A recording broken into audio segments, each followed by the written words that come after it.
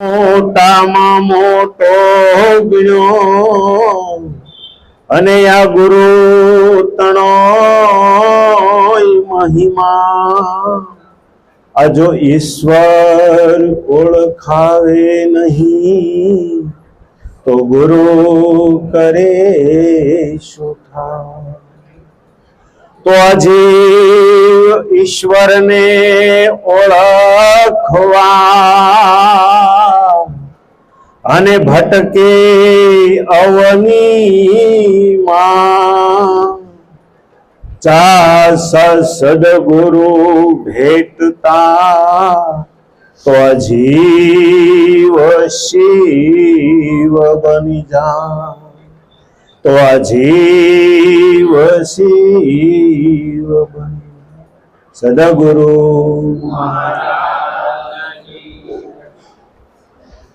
સરસ થોડીક વાત કરી ભૂપતભાઈ, કારણ કે સદગુરુ શ્રી લાલજી મહારાજની આ 21મી નિર્વાણ તિથિ છે અને તેને તિથિ નિમિત્તે આપણને એકાબીજાને હરસપરસ દર્શન થયા એકાબીજાના, અને શાંતિ મહારાજ અને ભૂપતભાઈએ ખરેખર આયોજન કર્યું છે।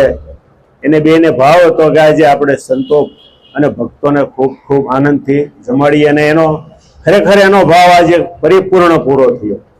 કારણ કે દરેક સંતો અને ભક્તોએ ખૂબ ખૂબ મહેનત કરી આજે, અને બધા પ્રેમથી અને ખૂબ આનંદથી આ ઉત્સવ આપણો ઉજવાઈ રહ્યો છે। કારણ કે આજે આપણે સમય થોડો છે, કારણ કે પરીક્ષાઓ ચાલે છે, આજુબાજુવાળા આપણને માઇકની પણ ના પાડી, પણ ધીમું ધીમું ચાલુ રાખી અને ટૂંકમાં આયોજન લેવું। કારણ કે 10માની 12માની કોલેજની પરીક્ષાઓ ચાલે છે, આપણે કોઈનું તકલીફ થાય એવું આપણે આયોજન કરવાનું, પણ આપણું કાર્ય હાઈ ક્લાસ સફળ ગુરુ મહારાજની કૃપાથી થઈ ગયું છે। અને ખરેખર આવું આપણું કાર્ય એક પછી એક જે કાર્ય કરીએ છીએ એ પણ એક પછી એક સળિયાતું થાય છે, કારણ કે આ ગુરુ મહારાજની કૃપા છે। કૃપા વગર કદી કાંઈ થતું નથી, કારણ કે ગુરુ મહારાજ એ વસ્તુ શું છે એ જ આપણને ખબર નથી। કારણ કે ગુરુ જ્ઞાન છે એ ગુરુ છે, જ્યાં સુધી દેહને ગુરુ માની અને આપણે બેસી રહીશું ત્યાં સુધી, કારણ કે દેહ પણ જતોય નથી ને આવતો નથી,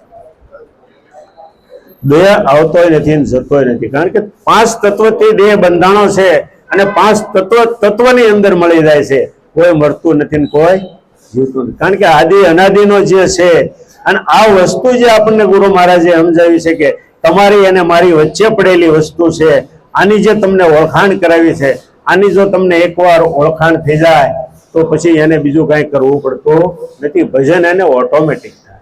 આવું આપણને ગુરુ મહારાજે જ્ઞાન બતાવ્યું છે, અને આ જ્ઞાન આપણે જીવનની અંદર ઉતારવાનું છે। અને જ્યાં સુધી આની મહેનત નથી ઉતરતું ત્યાં સુધી હજી આપણે આની મહેનત છે। આ રાત દિવસ આપણે દર શનિવારે આવો ઉત્સવ આવે ત્યારે બધા ભેગા હું કામ થાય, કારણ કે હજી આમાં અમુક જીવ ભૂલારે પડ્યા હોય આ એને સીધી પાટીએ કરવા માટે, કારણ કે ગુરુ મહારાજ તો કૃપાળુ છે, કાંઈ ભૂલ થઈ હોય તો માફ કરી અને પણ આપણે પાછા સીધી પાટીએ સડી જઈએ। ગુરુ મહારાજ તો કૃપાળુ છે, પણ ગુરુનું જે જ્ઞાન છે એ આપણા મગજમાં હોવું જોઈએ, કારણ કે એની જે પ્રતિજ્ઞાઓ આપી છે આ પ્રતિજ્ઞામાં કદી ભૂલ થાવી ન જોઈએ। કામ, ક્રોધ, લોભ, મોહ, મદ, ઈર્ષા, ચોરી, દારૂ, જુગાર, માચાર અને લુચાઈ, આ 11 રસ રહેવાની જરૂર નથી। આ 11 નું પાલન કરો અને આનું પાલન કરો। ગુરુ મહારાજ તમારી એક પણ મિનિટ દૂર નથી। ગુરુ છે એ વ્યાપક છે, ગુરુ કોઈ વ્યક્તિ નથી, અને ગુરુ છે એ વ્યાપક છે, અને આપણને વ્યાપક વસ્તુની હરિ, ગુરુ અને સંત ત્રણેયની ઉપમા એકમાં થઈ જાય જો તમને સમજણ પડી જાય તો। આવું ખરેખર આપણને ગુરુ મહારાજે જ્ઞાન બતાવ્યું છે। આપણે લાલજી મહારાજના ગુણગાન ગાઈએ છીએ, આપણે ઈશ્વર મહારાજના પણ ગુણગાન ગાઈએ છીએ। દર વર્ષે અમે લાલજી મહારાજની તિથિ તો ઉજવીએ છીએ, કાંતિ મહારાજ અહીંયા ઉજવે છે, હું ઘરેધાર ઉજવું છું, ભજન તો અમે રાખીએ જ છીએ લાલજી મહારાજની તિથિ નિમિત્તે, પણ જ્યારે નિર્વાણ પદને પામ્યા ઈશ્વર મહારાજ પછી આપણે મોટો ઉત્સવ ઈશ્વર મહારાજનો લેવો પડે, કારણ કે ગુરુ પછી શિષ્ય જ્યારે નિર્વાણ પદને પામે એટલે આપણે એનું આયોજન કરવું પડે।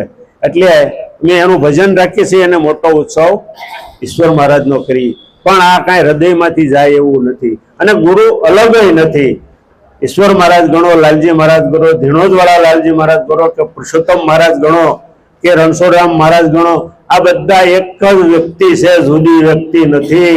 આ તો જુદા જુદા ઘાટે આપણને સમજવા મળ્યું, બાકી વસ્તુ તો એક જ છે.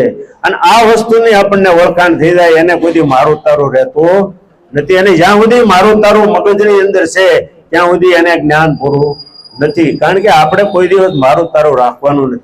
આપણે જેમ કૌરવ અને પાંડવનું જયારે યુદ્ધ થયું ત્યારે બે હામા હામા ઉભા હતા, એક બાજુ કૌરવો એક બાજુ પાંડવો. ત્યારે ધર્મરાજા યુધિષ્ઠિર ઉભા થઈ અને વચ્ચે જાય અને કહે છે કે ભાઈ જેને આ પક્ષમાં આવવું હોય એને છૂટશે, આ પક્ષમાં આવવું હોય એને છૂટશે, મારામાંથી આમ જવું, કોઈને બંધન નથી. એમ આપણે કોઈને બંધન પણ કર્યું નથી. અને આપણે પ્રેમથી આમંત્રણ આપીએ છીએ અને કંકોત્રીનું આમંત્રણ આપીએ છીએ. એમ કોઈને ફોન કરતા નથી. આમાં સમજેલાને ફોન શું કરવા? જે માણસ સમજી ગયા છે અને જેને જ્યાં જાય છે એને ફોન શું કરવા? એને તો ખબર છે કે આપણે જવાનું છે, અહીંયા છે. આ તો હંધાનું કાર્ય છે આપણું, આ કોઈ અમારું કાર્ય એમ કહેતા આપણે સંયુક્ત મળી અને આપણે આ કાર્ય કરીએ છીએ.